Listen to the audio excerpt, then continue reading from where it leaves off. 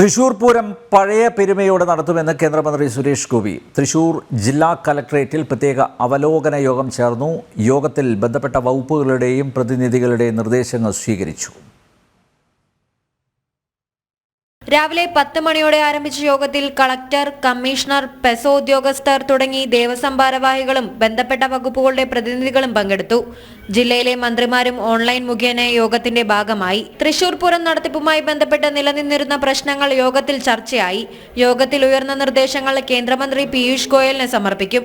ജനരോക്ഷം ഒഴിവാക്കിയുള്ള നവനടത്തിപ്പായിരിക്കും ഇക്കുറി തൃശൂർ പൂരമെന്ന് കേന്ദ്രമന്ത്രി പറഞ്ഞു. പുതുതായി രൂപീകരിച്ച എന്നാൽ ഈ വർഷം മാത്രം വളരെ വ്യത്യസ്തമായ രീതിയിൽ നടത്തപ്പെട്ട് അത് ജനരോഷം സൃഷ്ടിക്കുന്ന തരത്തിൽ ഒരു പ്രകടനം കാഴ്ചവെക്കേണ്ടി വന്ന ദുരവസ്ഥ, ഇതിനെല്ലാം കൂടി പരിഹാരമാവുന്ന ഒരു നടത്തിപ്പിന് വേണ്ടിയുള്ള ശ്രമത്തിൻ്റെ തുടക്കമെന്ന നിലയ്ക്ക് ഒരു പ്രിലിമിനറി യോഗം മാത്രമാണ് ഇന്ന് നടന്നിട്ടുള്ളത്. കഴിഞ്ഞ തവണത്തെ തൃശൂർ പൂരത്തിന്റെ വേദന താൻ അറിഞ്ഞതാണെന്നും കോടതി പറയാത്ത കാര്യങ്ങൾ പോലും അരങ്ങേറിയെന്നും കേന്ദ്രമന്ത്രി പറഞ്ഞു. ഇതിന്റെ ഒരു വേദന ഈ വർഷത്തെ പൂരം നടത്തിപ്പിൽ ഞാനും കൂടി അറിഞ്ഞതാണ്.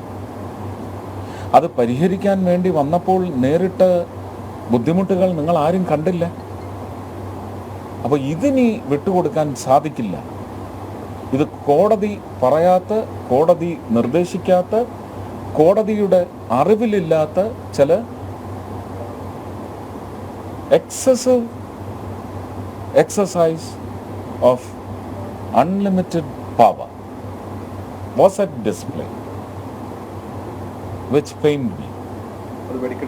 ജനങ്ങളെ അത് വേദനിപ്പിച്ചു. യോഗത്തിന് മുന്നോടിയായി പടക്ക നിർമ്മാണശാലകളും സന്ദർശിച്ചിരുന്നു. അപകടരഹിതമായ അന്തരീക്ഷമുണ്ടെങ്കിൽ തൃശൂരിൽ ശിവകാശി മോഡലിന് ശ്രമിക്കുമെന്നും അദ്ദേഹം കൂട്ടിച്ചേർത്തു. തുടർന്ന് ഉദ്യോഗസ്ഥർക്കൊപ്പം വടക്കുന്നാഥ ക്ഷേത്ര മൈതാനി സന്ദർശിച്ച് കേന്ദ്രമന്ത്രി കാര്യങ്ങൾ വിലയിരുത്തി. ജനം, തൃശൂർ.